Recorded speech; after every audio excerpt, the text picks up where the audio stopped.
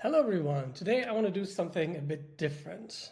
I want to show you what happens if you switch to a keyboard like this. 100 days ago, I switched to this new keyboard layout. You notice it's split. It has no letters or numbers on it, so I need to know everything. And what you can't see is that I switched from a QWERTY layout to another layout that is called Colemak. So not even the letters A, B, C are where they used to be. And I believe I learned a lot, not just about typing. I'm not trying to convert you or anything. I just want to show you what I learned from this experience, because I tracked all of my progress over the last 100 days with over 1,500 little training sessions that I'll explain in a second. And I just had some crazy insights, and I'm having my morning breakfast, and I just wanted to share it with you. You know me, I'm procrastinating with building analytics dashboards. Yeah, that extends to book writing, that extends obviously also to learning how to type faster. Yeah, that's I think a pretty Ben move. So what happened 100 days ago? I started using this wonderful tool called MonkeyType. MonkeyType lets you write these words that don't make complete sentences, but it kind of incentivizes you to do it as fast as possible. Yeah, and it's measuring your performance in words per minute. So as you can see, since I completely switched the layout, I started from basically 0. I think I started at 5 words per minute in my first few sessions, and I'm now roughly at a 70 with a 65 average. So the second measurement is accuracy. What's the percentage of correctly typed words? Yeah, and whenever you make a mistake, like this little X, that is being deducted from 100%. Yeah. Also has a bit of a mysterious variable called consistently. How consistent is your typing speed over time? And as you could see, I tracked all of this over days and weeks. And I made very, very, very interesting observations. Yeah, just as for the typing nerds, this is the proof. This is my MonkeyType account. I typed in about 20 hours, yeah, for this change. I've been pretty active since the beginning of June. And yeah, that's what is it, like 45 minutes a day practice, maybe half an hour practice. No, not even that. It's an hour divided by 5. So like maybe it's not even 15 minutes, yeah, a day that I spent here. But I spent the time pretty consistently. And this is my first learning. Whenever I had bigger gaps because I went on vacation, because I forgot to train, my performance immediately went down. One of the biggest advantages of using this typing speed learning as a proxy for learning a lot about my own learning process was that I have so much data. You can see every single time I've finished one of those lessons, yeah, they look like this. If I press tab, I have to type in these words for 30 seconds. Yeah, that's the standard that I decided on. And now I could measure this every day, 10 to 20 times.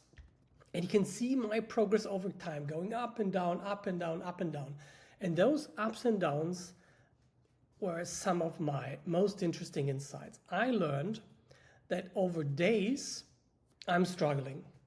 But over weeks, I'm consistently making progress. You'll see that in the other dashboard in a second. And I believe this really transfers to many things that we are doing in life.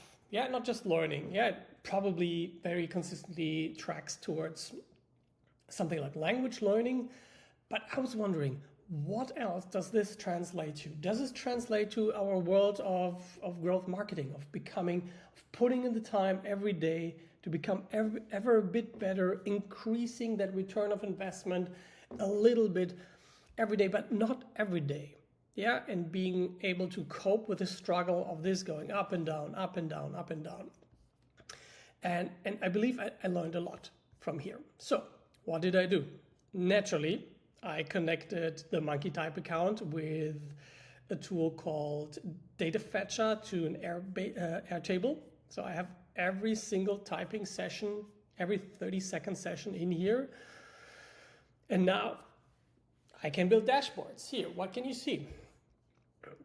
Today, my personal best, I just did 4 typing sessions this morning before breakfast, was 69.2, but my ever best was 69.6. So it's pretty close today. That is natural because I'm at the edge of that progress.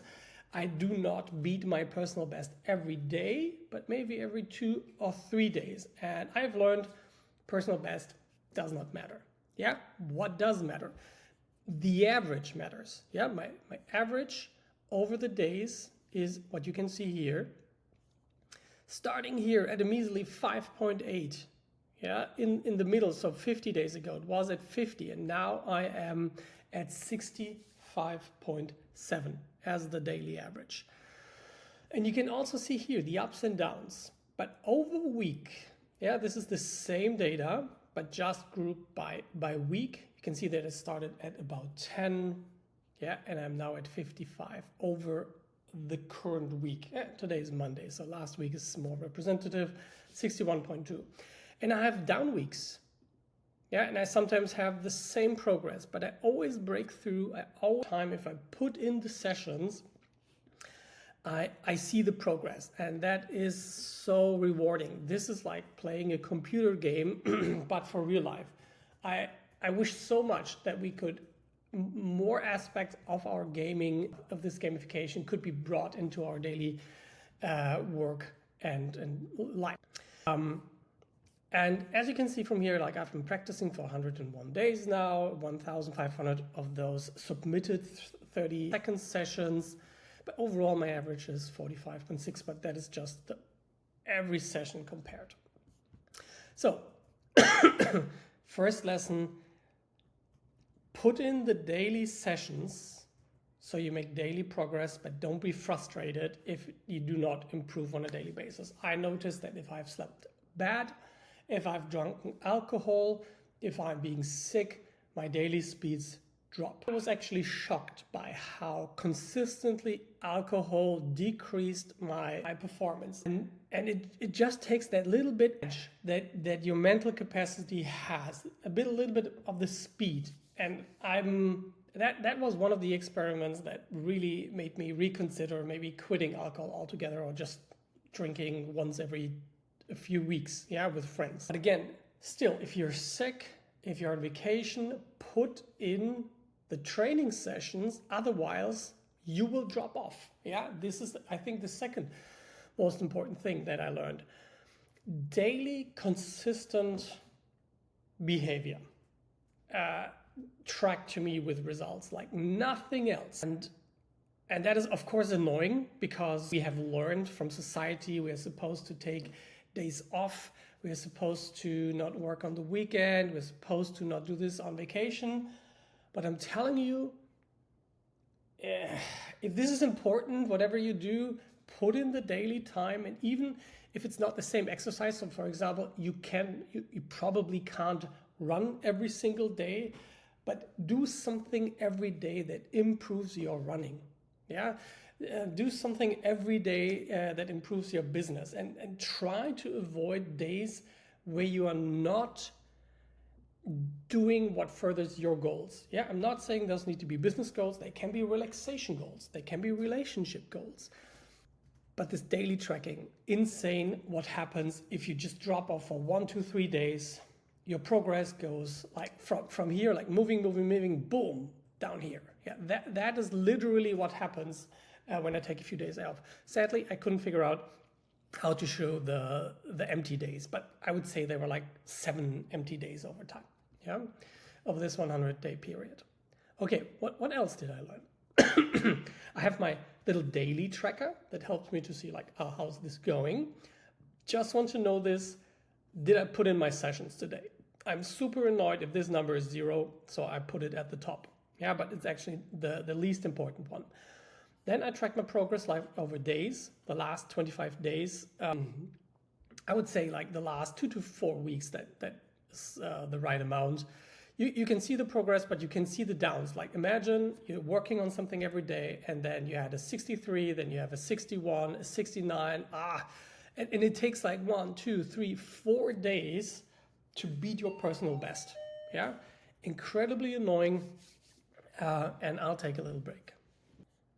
All right, that was the Rewe food delivery guy. So thankful for them bringing the food up here to the second floor. Shout out to Rewe delivery service. Okay, so we talked about frustration of having to take like 4 or 5 days to beat your last personal best. Patience, yeah, over time, over weeks. This was so satisfying to see if I put in the time, the progress will happen over weeks. And I'm sure there are other things in your life where you'll have longer or even shorter progress cycles that you can depend on for your own motivation. But you'll figure that out. Yeah, and doing this little exercise for me figured that out. Yeah, now I'm going back and trying to see like how does this translate to other areas and how can I apply it? Yeah, and if you have done experiments like this, please let me know in the comments. Doesn't need to be about typing at all. So now, next thing that I learned. This graph kind of groups in colors the speed, yeah, of how fast I've been doing this stuff. So if I have over here, this is the 30 plus speed, then the 40 speed, 55 speed, 60 speed, 65 speed. And this is the daily and this is the weekly. Let's just focus on the weekly stuff because I think it just looks more interesting. What I love to see, a speed of like, let's see, between 40 and 50, that is a certain performance level. You enter it at some point in your life and it exits at some point in your life. Here it took like 1, 2, 3, 4, 5, 6, 7, 8 weeks from I was starting to be able to type at 40 words per minute to I'm not typing for 40 words per minute anymore because I exceeded that performance level. Yeah, and what was so interesting to see how certain performance levels start, like occasionally entering the life, then becoming the norm, and then exiting once I exceeded that level. As you can see here on the right hand side. Yeah, you can see my ability to type at 65 plus speeds. I had a really great day that one day. Yeah, and then it dropped off, but it doesn't matter. The days do not matter. What matters is that you can trust that over time you will jump in your performance levels, but it's not actually jumps. Yeah, only the result is a jump. The input is daily progress. Yeah, with focus, concentration. And as I said in the beginning, those are 100 days with about 15 minutes of training time every day. So not a lot at all. So that was super helpful. Then, beyond your primary KPI that you optimize for, in my case, words per minute, maybe I mentioned something about that. Why was words per minute so important to me? When you start typing, and I was at around the same level that I am now again on my normal QWERTY keyboard, this thing that you have on your laptop. Yeah. After 50, when I think and I type, it starts feeling fluent, and I just wanted to have that feeling of fluency again. And I would like to progress, yeah, even further, see how far I can take it. But now where I am gives me enough fluency that this is fine. So this is my primary KPI, but my secondary is accuracy. What is the percentage of words I'm writing accurately? Why is that interesting? Yeah, first of all, every mistake is a regression because you need to go back, correct the words. It stops your brain flow because you just want to type. And you want to have this consistent bandwidth between your brain and your computer. Yeah? I'm just optimizing for the bandwidth. I'm super frustrated that Neuralink is not there yet and that I cannot work with my brain directly to the computer. But let's give that another 20 years. But until then, typing is my thing. And whenever I make mistakes, it's like this bandwidth going shorter, yeah, and extending again and becoming like this instead of being really consistent. So I'm highly interested in not only typing fast, but typing accurately. And over time, you can see that my accuracy improved over time, and you can see those accuracy levels here, for example, at 98% plus. I had no ability to do that in the beginning, and now this has become like half of the sessions are roughly at 98% plus, which I think is a good rate. Yeah, of course, I'm trying to hit the hundreds as many times as I want, but going for perfection is just tough. I think this is something that will come up over time, that I will trust the process, that first the 98s will grow and grow and grow, and we kind of get rid of the 69s, which are kind of annoying, and we'll make more space, yeah, for the 98s and hopefully the hundreds. And I think those two variables, like the words per minute and the accuracy, is like quantity and quality. It's very relatable. Yeah, I'm sure.